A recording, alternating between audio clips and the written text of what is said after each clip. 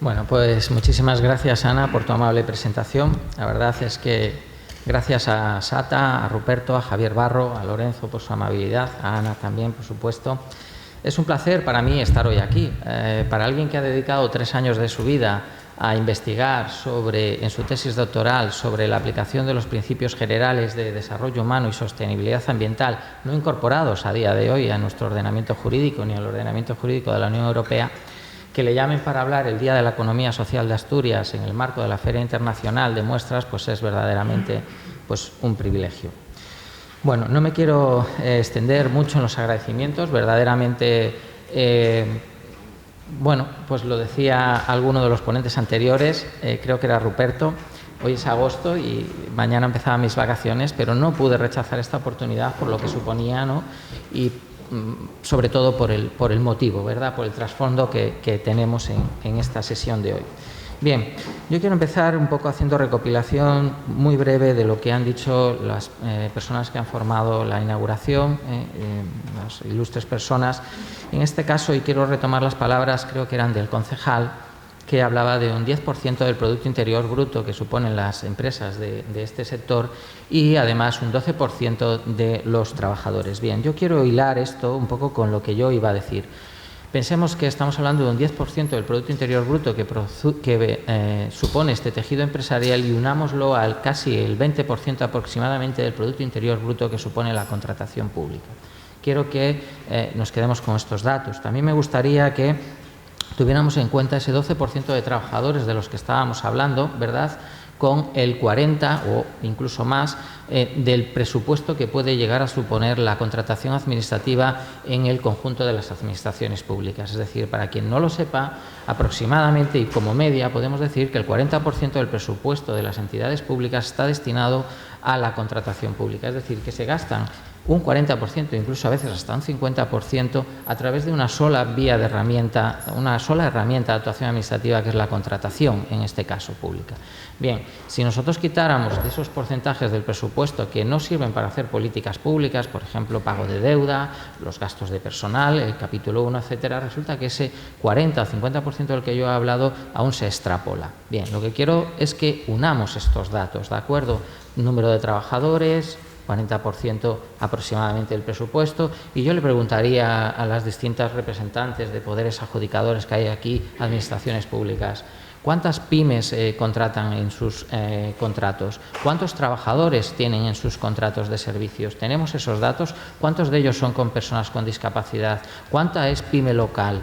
¿Cuánto generamos empleo a lo largo de nuestros trabajadores a través de nuestros contratos? Es decir, hay muchas posibilidades a través de estas magnitudes de las que he hablado, porcentuales, para hacer políticas públicas interesantes, para combatir el paro, es decir, todas aquellas sustituciones, un ejemplo como condición especial de ejecución, todas aquellas sustituciones o nuevas incorporaciones que se hagan en el marco de un contrato de, por ejemplo, servicios o una concesión de servicios, deberán ser realizadas de acuerdo entre personas paradas mayores de 45 años, paradas de larga duración mayores de 45 años. Evidentemente estamos promocionando y luchando contra el paro a través de esta herramienta. Bien, es decir, lo que quiero es poner de manifiesto todos estos datos y si con mi intervención de hoy consigo remover conciencias, remover almas, empresas con alma y, parafraseando al consejero, promover expectativas, yo me daré por satisfecho en mi breve estancia en esta tierra que además me encanta y vengo visitando desde que era muy joven. Bien, por lo tanto, tenemos una confluencia hoy aquí importante, que son administraciones públicas muy representativas a nivel regional, el poder de también el sector privado, representado por la Cámara de Comercio, y evidentemente estas empresas con alma, ¿de acuerdo?, representadas a través de ASATA. Por lo tanto, aprovechemos la oportunidad. Entro ya en lo que es mi intervención. Bien, voy a hacer una exposición basada en 4 puntos. Una pequeña introducción, les estoy exponiendo el sumario. Voy a hablar de los contratos reservados de la disposición adicional 4ª, voy a hablar de los contratos reservados de la disposición adicional 48 y luego voy a hacer unas breves conclusiones. He de decir que yo vengo defendiendo desde hace más de una década la utilización de cláusulas sociales y de carácter medioambiental, yo ya las defino ecosociales por resumir un poco, ¿verdad?, en el ámbito o en el marco de la contratación pública. Son una herramienta importantísima, pero no quiero que obviemos, o no me gustaría, o creo que sería una pérdida de oportunidad, la fuerza que tienen los contratos reservados, ¿de acuerdo? Y es donde efectivamente creo que a través de distintas políticas y herramientas de actuación se debe poner actualmente el énfasis. No por ello, insisto, y por eso citaba las cláusulas sociales, debemos omitir las mismas, para nada. Bien, la Ley de Contratos del Sector Público lo que ha venido a hacer es a consolidar la figura de los contratos reservados, ¿de acuerdo? Primera idea, consolidación de esta figura. Es así que la directiva, una de las últimas directivas de la generación de directivas, la directiva del 2014, la directiva 24, no solo ha tenido en cuenta los contratos reservados para las personas con discapacidad, como venía haciendo la anterior normativa, sino que ha ampliado esta figura para la integración social y profesional de sectores desfavorecidos, es decir, de personas desfavorecidas. Bien, así con todo y con ello, en el año 2015, la Ley 31 introdujo 3 novedades importantes. O sea, estamos hablando de cosas que, en cierto modo, no son tan recientes. La ley ya es del 2017. Voy a citar estas 3 novedades del año 2015, que fue ampliar la reserva a las empresas de inserción, ¿de acuerdo?, introducir la posibilidad de reservar no solo contratos, sino también lotes de los mismos, otra herramienta que debemos tener en cuenta, y un dato importante, pasar de la posibilidad a la obligación, mediante el establecimiento de un acuerdo, en este caso de Consejo de Ministros, estableciendo un porcentaje mínimo. Con todo y con ello, ha sido la Ley de Contratos del Sector Público de la del año 2017 la que no solo ha tenido en cuenta esa consolidación de los contratos reservados, sino que ha supuesto una ampliación de la misma. ¿Hacia dónde? Pues esta es la disposición adicional 48, sobre la que luego les hablaré, a mí me pueden tutear, respecto de estas cooperativas, empresas donde los trabajadores, de acuerdo, son parte de la misma, forman parte de la dirección, donde hay una redistribución de los beneficios de carácter participativo, teniendo en cuenta también la propiedad, etcétera, ¿vale? De acuerdo. Todo esto que venimos hablando y que se ha mentado, de acuerdo, en la mesa anterior. Bien. ¿Y cómo amplía la Ley de Contratos a los contratos reservados? Pues los amplía teniendo en cuenta, como decía antes, los contratos reservados para centros especiales de empleo y empresas de inserción, disposición adicional cuarta, a la que me referiré a continuación, acto seguido, y, como novedad, la reserva de ciertos contratos a determinadas organizaciones, disposición adicional 48. Insisto, las cláusulas sociales y medioambientales son muy importantes, imprescindibles para no solo conseguir, es decir, para no solo conseguir un fin, sino además un medio, ser un medio para conseguir unas políticas. Pero los contratos reservados permiten una cuota de reserva para estos porcentajes de los que estábamos hablando, 10% del PIB, 12% de los trabajadores, ¿de acuerdo? Por eso es tan importante que sepamos utilizarlos bien.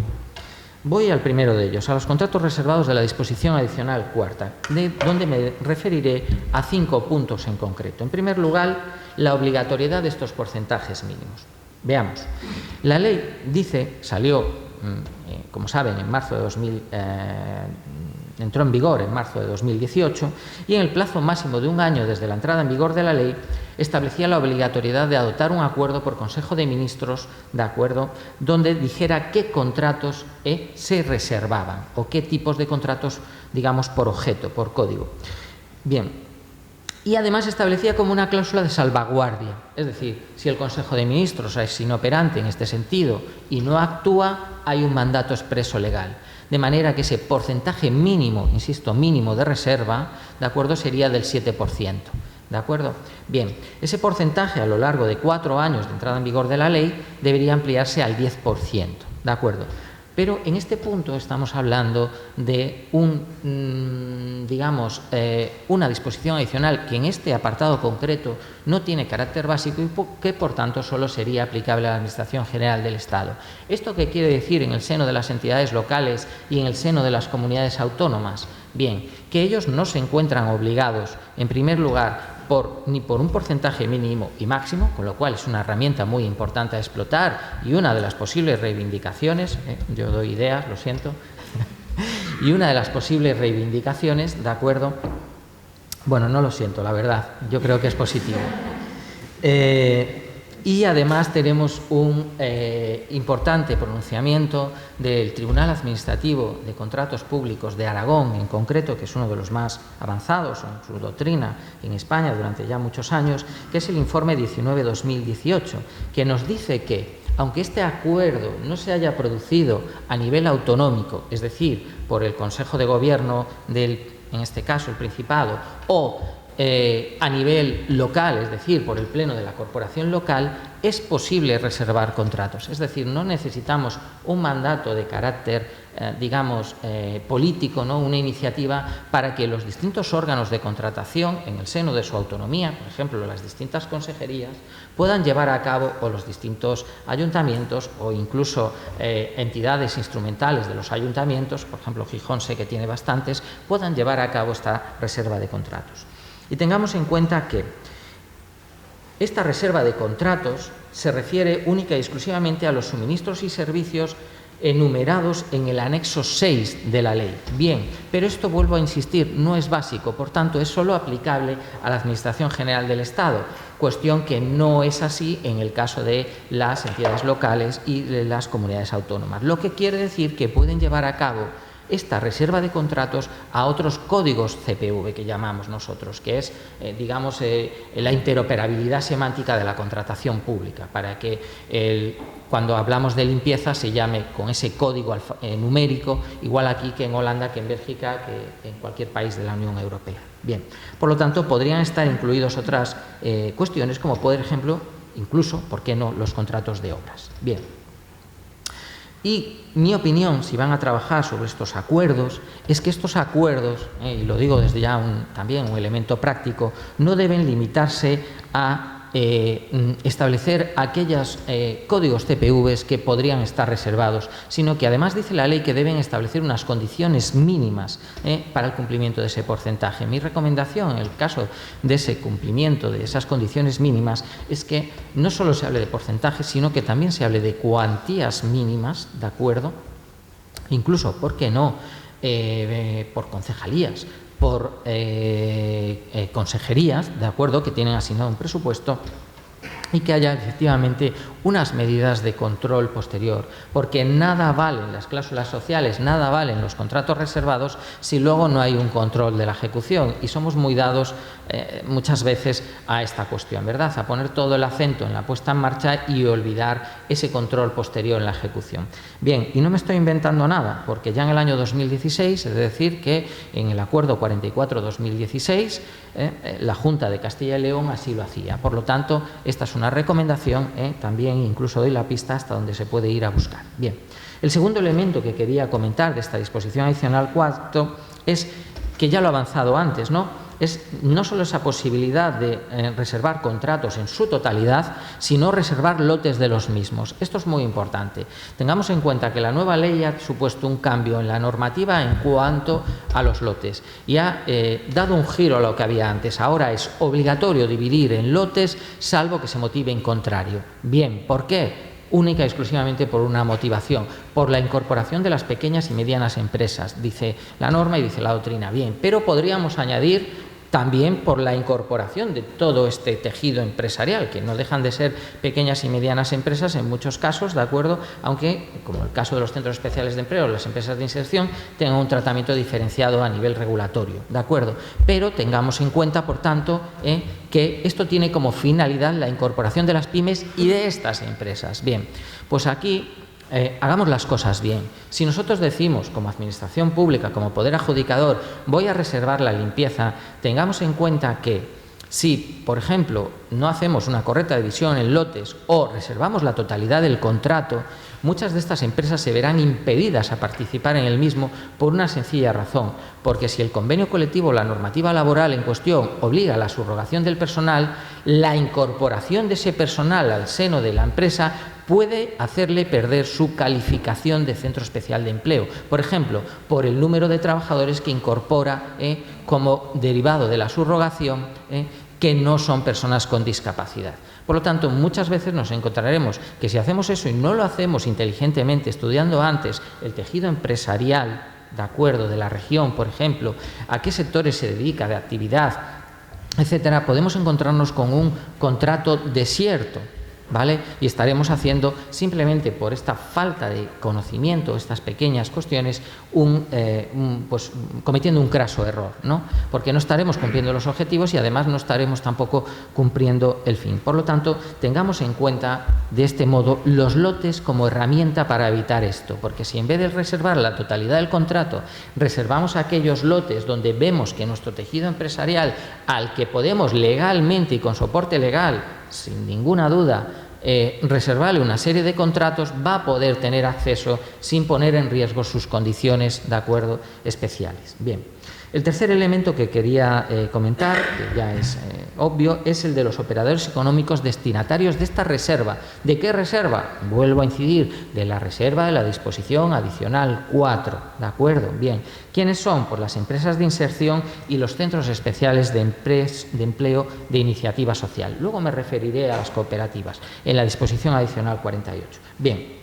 El carácter de centro especial de empleo o de empresa de inserción, ya también lo ha dicho concretamente también Aragón, de acuerdo, es una condición de capacidad, no de solvencia. Esto ya es un poco más técnico, digamos que es la condición para acceder, la posibilidad a acceder al contrato, la capacidad que hay que cumplir, no la persona jurídica que hay que tener, no la solvencia, es decir, cuánta actividad ha realizado, cuánto capital social, eso está en otra fase, en la fase intermedia. Digamos que tenemos la fase de admisión, donde admitimos a las empresas, la fase de valoración, adjudicación, una fase intermedia y por último la fase de ejecución. Bien, pues estas son condicionantes legales de actitud. Y como tal, si se forman en UTE, mensaje por tanto ahora al sector privado, si se forman en UTE para adquirir solvencia, que sepan que el primer filtro, el de admisibilidad, lo tienen que tener todas y cada una de las empresas, ¿de acuerdo?, que forman esa UTE.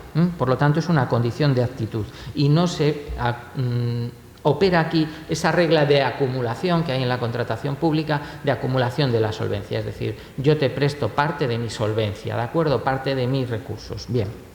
El cuarto elemento que quería destacar es el carácter de contrato reservado. Esto es obvio, es una obviedad, pero debo decirla, deberá constar en el anuncio de licitación. Y luego en mis conclusiones haré referencia, les comentaba que tenía 4 apartados, el último conclusiones, a unas cuestiones también de carácter práctico. El quinto elemento que quiero comentar de esta disposición adicional cuarta es que no procederá la exigencia de garantía definitiva.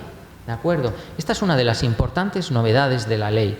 Por lo tanto, esto es una puerta, una vía, una posibilidad, una facilitación de la entrada, ¿de acuerdo? Y también con amparo legal. Por lo tanto, no exijamos garantía definitiva a estas empresas, que se puede hacer, sí, con motivación justificada suficientemente en el expediente de contratación. Por lo tanto, aquí se invierte la regla, ¿de acuerdo? Tengamos en cuenta este elemento. Por lo tanto, son cuestiones, como digo, elementales estas 5 que tenemos que tener en cuenta.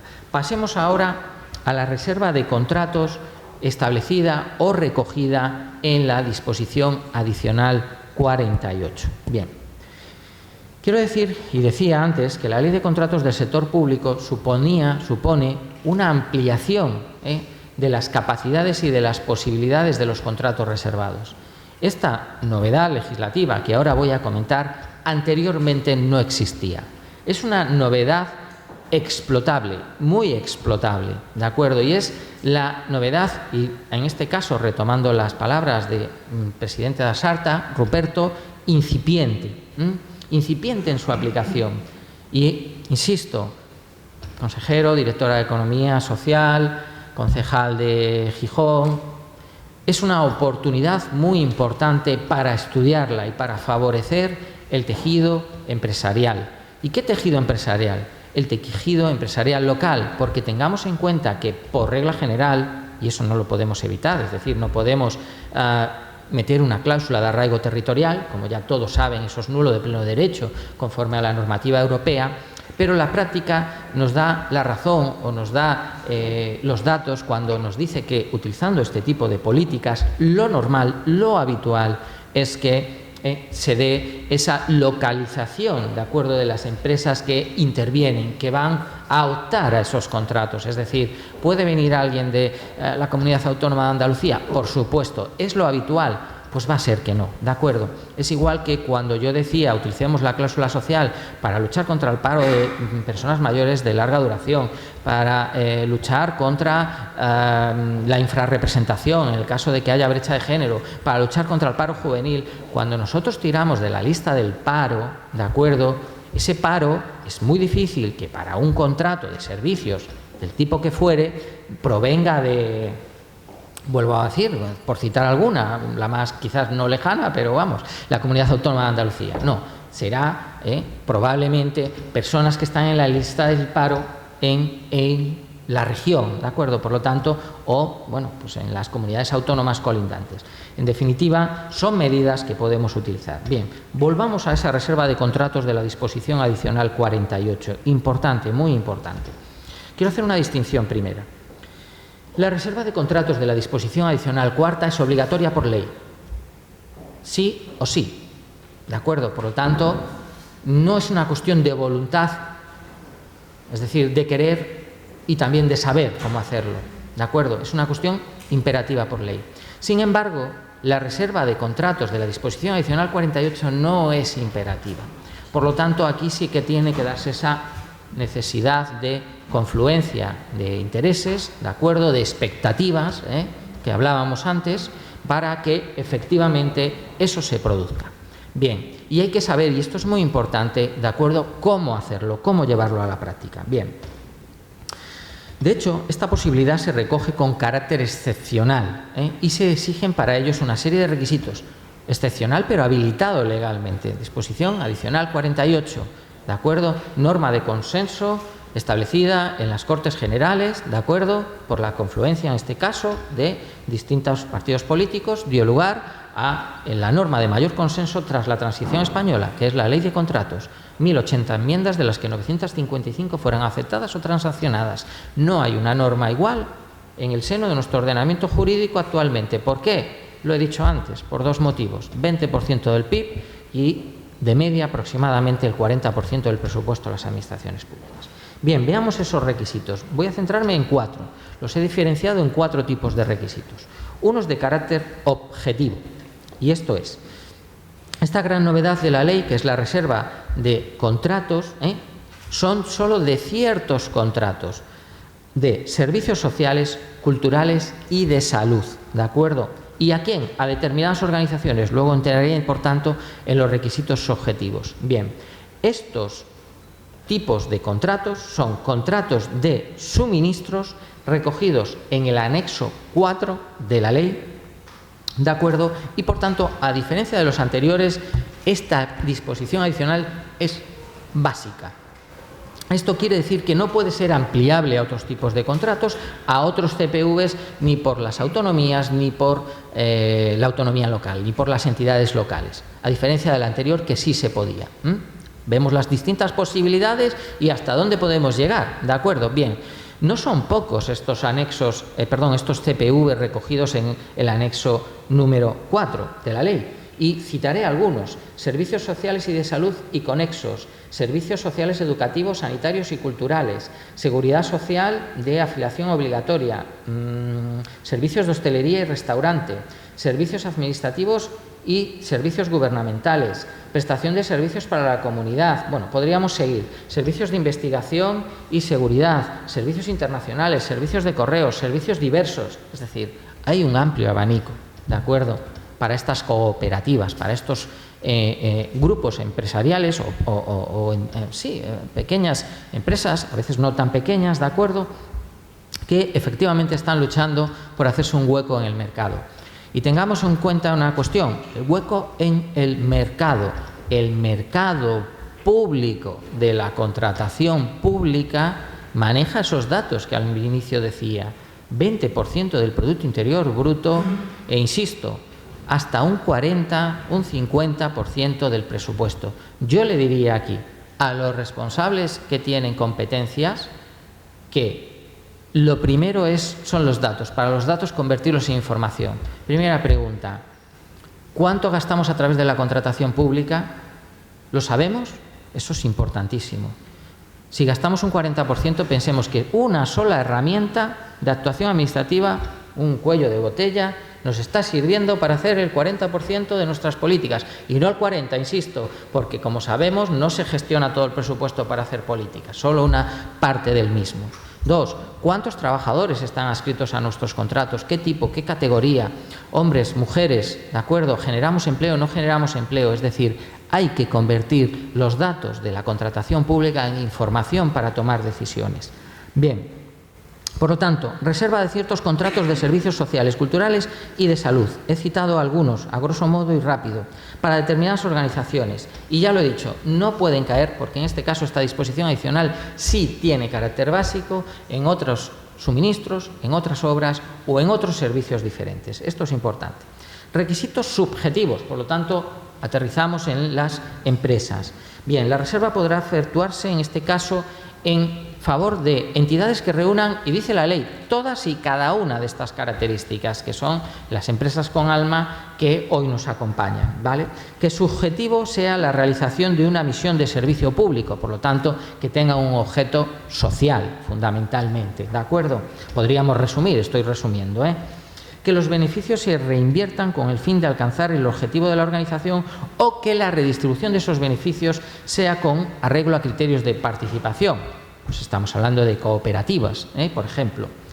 Que las estructuras de dirección o propiedad se enmarquen dentro o recaigan dentro de los propios empleados o en principios de participación. Bueno, todo esto lo conocen seguro las empresas del sector que hoy nos acompañan, lo conocen evidentemente mucho mejor que yo mismo, ¿de acuerdo? Porque es su día a día. Y aquí hay un límite temporal que tenemos que tenerlo en cuenta. Bien, que no se haya adjudicado a la organización un contrato del mismo tipo de los servicios en cuestión en los 3 años anteriores. Y alguien podrá decir, pero entonces esto solo puede durar 3 años. Bien, solo puede durar 3 años para una empresa, pero estaremos favoreciendo la economía social, estaremos favoreciendo la rotación, estaremos favoreciendo, como decía el consejero, la creación de nuevas empresas en este sector, de este tipo. Es decir, sí, hay un límite temporal, es decir, no puedo volver a renovar, por decirlo de algún modo, una adjudicación si los 3 años anteriores he sido adjudicatario. Bien, ¿por qué? Porque esta reserva de contratos, que es nueva de la ley, que es novedosa de nuestro ordenamiento jurídico, ¿de acuerdo?, es una contrarresta uno de los principios generales básicos de la contratación pública establecido en las directivas de la Unión Europea desde que tenemos uso razón, que es la concurrencia competitiva. Pero la ley nos habilita a esto, ¿de acuerdo? Por lo tanto, no veamos tampoco, que es a donde yo voy, esta limitación temporal como algo completamente negativo. No, no lo es, porque dará posibilidad a la rotación y a la creación de nuevas empresas. Y aquí traigo a colación que la ley también incorpora ventajas y novedades, ¿de acuerdo?, para la incorporación de empresas de nueva creación al mercado de la contratación pública. Así es, por ejemplo, que, entendiendo por empresas de nueva creación, aquellas que tengan una vigencia inferior a 5 años. A estas empresas no se les podrá pedir determinados requisitos de solvencia, por imperativo legal, ¿de acuerdo?, para facilitar, ¿de acuerdo?, el acceso de estas empresas a la contratación y para evitar aquello que era la pescadilla que se mordía la cola. Yo no puedo acceder a este contrato público porque no tengo solvencia y resulta que no adquiero solvencia porque no accedo a contratos públicos. Un poco lo que pasa, ¿verdad?, con el mercado laboral. Lo mismo con los jóvenes, ¿no? Se pide experiencia, pero no adquieren experiencia porque no acaban alcanzando un puesto de trabajo. Bien. Requisitos temporales también, porque el anterior era un requisito subjetivo. No se puede adjudicar un contrato de este tipo a una empresa, ¿de acuerdo?, que en los 3 años anteriores haya prestado el mismo servicio. Pero además hay un requisito temporal para los propios contratos, y es que estos contratos no podrán durar más de 3 años. Y no estoy hablando de empresas de inserción, por si alguien hace la equiparación. No, aquí estoy hablando de las empresas de inserción. Se incorporan a la disposición adicional 4ª, igual que los centros especiales de empleo. ¿De acuerdo? Bien, esto es otra cosa, nueva. Bien, una duración máxima de 3 años, incluidas las prórrogas. Lo normal es que los contratos públicos tengan una vigencia, bueno, lo normal. La ley permite o homogeneiza la duración de los contratos públicos a 5 años. Por regla general, hay excepciones, pero podríamos decir que esa es la regla de la nueva ley. Bien, en estos casos, incluidas las prórrogas, podemos estar hablando de 3 años, ¿de acuerdo? Bueno, pues un poco para que esta reserva de contratos no haga excesivo daño a esa necesidad de rotación, a esa también, ¿por qué no?, necesidad de creación de nuevas empresas y a esa limitación, a esa discriminación positiva que podríamos decir en favor de estas empresas, contrarrestando el principio general de concurrencia competitiva y libre mercado. Bien. Y requisitos formales, ya lo he dicho antes, los requisitos formales, de acuerdo, pasan porque el anuncio de licitación se haga referencia a la disposición adicional habilitante. Bien, voy a llegar ya a mis conclusiones en estos últimos minutos que me faltan. Y quiero, como decía antes, y con esta charla breve me sirve para remover conciencias, activar almas y generar expectativas, yo me daré por satisfecho. Conclusiones. Recordemos, la ley de contratos consolida y amplía los contratos reservados, consolida en la disposición adicional cuarta, amplía en la disposición adicional 48. Refuerza la obligación de reservar un porcentaje mínimo en esa disposición adicional cuarta a centros especiales de empleo y a empresas de inserción, hasta el punto que establece una cláusula supletoria de salvaguarda para el caso de que, en este caso, el acuerdo del Consejo de Ministros no se dé. Acordémonos, no tiene carácter básico, permite a las entidades locales y a las comunidades autónomas ampliar esa reserva, ¿por qué no?, a otras cuestiones debidamente motivadas, y tampoco se encuentra limitado en cuanto a porcentajes o cuantías estas entidades. Extiende la posibilidad de reserva, y esto es importante, y es esa ampliación, y estoy hablando ahora de la 48, a otras organizaciones cuando se cumplan los requisitos que he mencionado. Bien. ¿Y qué o cuáles son los cambios? Porque claro, esto es difícil. Pues miren ustedes, no es difícil. Los cambios respecto a una licitación no reservada son muy pocos y muy sencillos. Bien. Evidentemente, poner en el objeto del contrato, cuando definimos lo que queremos contratar, que se trata de una cuestión reservada, ¿de acuerdo? Ya si estamos para una o ambas de las, es decir, para centros especiales de empleo, me refiero aquí, y o empresas de inserción, ¿de acuerdo? También, si estamos en el caso de la disposición adicional 48, de estas entidades, donde se recoge normalmente el objeto del contrato. Pues miren ustedes, en el pliego de cláusulas administrativas particulares y en el pliego de prescripciones técnicas, evidentemente en el informe de necesidad también, o de idoneidad, ¿no?, de la contratación. Evidentemente esto ya lo he anunciado y me reitero, o sea, en el anuncio de licitación, ¿de acuerdo?, con la cita de la disposición adicional habilitante, uno u otro caso. Evidentemente se ha de exigir esa capacidad de la que hablaba. ¿Cómo? Pues mediante la inscripción en el registro normalmente autonómico correspondiente, que acredita el carácter, de acuerdo, de esa empresa social, o bien sus estatutos, etcétera. Es decir, ¿y esto dónde se va a pedir? Pues mire usted, es simplemente una cláusula que se establezca en el pliego de cláusulas administrativas particulares. Acordémonos, no se podrá exigir garantía en la disposición adicional 4, sí se podrá exigir en la 48. Mi recomendación es que no se haga. ¿Por qué? Porque podremos aplicar el artículo 107.1, que nos dice que, fijémonos, coincide con los objetos sociales del anexo que antes citaba, del anexo 4, que nos dice que se podrá eximir de la procedencia, o sea, de la exigencia de garantía definitiva, de acuerdo, cuando se trate de contratos que se refieran a prestación de servicios sociales o a la inclusión social o laboral de personas pertenecientes a colectivos en riesgo de exclusión social, o sea, blanco y en botella. La propia ley me habilita a no pedir tampoco, de acuerdo, garantía definitiva. Facilitemos el acceso de estas entidades, de acuerdo, a estos contratos. Y, evidentemente, pues ya lo he dicho, el cumplimiento de los requisitos para el caso de las empresas de la disposición adicional 48. El resto es exactamente igual que cualquier otra licitación, exactamente igual, no hay mucho más, ¿de acuerdo? Por lo tanto, yo creo que hay que dotarse de una serie de herramientas que tengan un carácter no solo de mandato, digamos, político, sino también que desciendan a un nivel técnico, ¿de acuerdo?, que sean conformadas por el conjunto de las organizaciones públicas y privadas aquí representadas y que permitan desde esa posibilidad de descender a nivel técnico, que sean utilizadas con conocimiento de causa y con sabiduría, con saber hacer, por los técnicos responsables. Porque órganos de contratación hay muchos, no solo a nivel local, no sé cuántos concejos hay, 90 y algo me decían ayer, 78, iba a decir 98, 78, gracias, consejero.